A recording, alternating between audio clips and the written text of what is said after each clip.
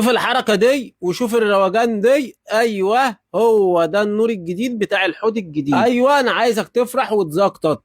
الموسم الجديد بتاع سمكة الفلاور هورن ابتدى رسمي. اهم حاجة في التأسيس اللبادة والمطاط او الفل اللي بيتحط تحت الحوض عشان خاطر يمتص اي صدمات. ومن هنا ورايح عايزك توعدني ان الكومنتات واللايكات والتفاعل ما يتقطعش من عندنا نهائي، لان اللي جاي كله متعة وجمال ودلال مع اجمل سمكة ممكن تشوفها في حياتك. زي مثلا دلوقتي كده هتروح تعمل لي لايك على الفيديو ولا ايه؟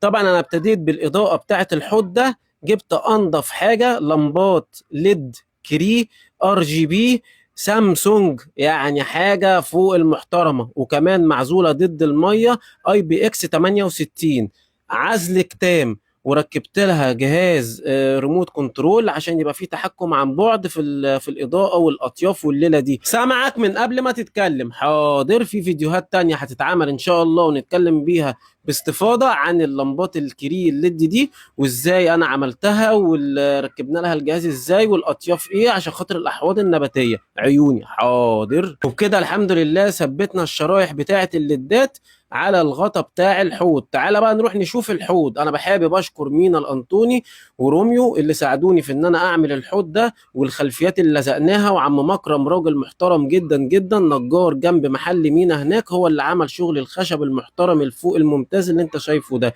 بصراحة شغل احترافي، واحلى واجمل حوض ممكن تعمله، واخراج محترم جدا. انصحكم ان انتوا تروحوا تكلموا مينا في الموضوع ده. جهاز التحكم ركبته في الحوض، ونقعد نلعب بقى في الاطياف زي ما احنا عايزين، ازرق واحمر واخضر وبنفسجي واصفر وبينك وكل الالوان. هنقعد نلعب، بص، كل الالعاب. نخش في المهم والمفيد. انا جبت فلتر باور هيد لانسر.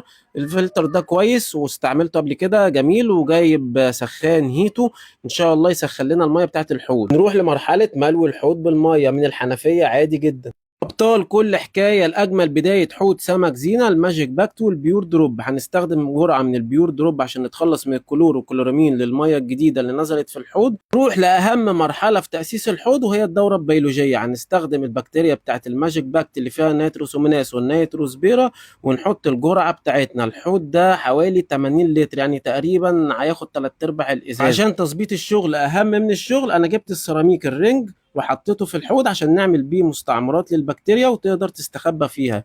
ودي صوابع جبتها من عند مينا، فيها فراغات ومسامات مختلفة. واستحضرني موقف كده غريب. ايوه هو ده، مش عارف ليه الموضوع بيشبه عليا بموضوع العسلية. حجر خفيف جدا بيستخبى جواه مستعمرات بكتيرية، ومهم نزلناه الحوض. وده نوع تاني خالص من برضو نفس الصوابع، لونه اصفر كده وخفيف شوية ومساماته اوسع، برضو الانواع البكتيريا التانية. المهم خلي بالك اوعى تحط صباعك عند الفتحة عشان ما يحصلش اللي احنا مش عايزينه. وبكده تمت العملية بنجاح الحمد لله. اسسنا الدورة البيولوجية يا رجالة. نسيب الحوض يكتمل الدورة البيولوجية بتاعته 3 ايام لحد ما تكتمل والميه تروق والدنيا تبقى تمام، وننزل ساعتها سمكه الفلاور هورن. وزي ما ابتدينا بالريموت هننهي الفيديو بتاعنا بالريموت. المهم انت لحد دلوقتي عملت لايك ولا لسه؟ واشوفكم على خير في فيديو تاني. دعمكم مهم.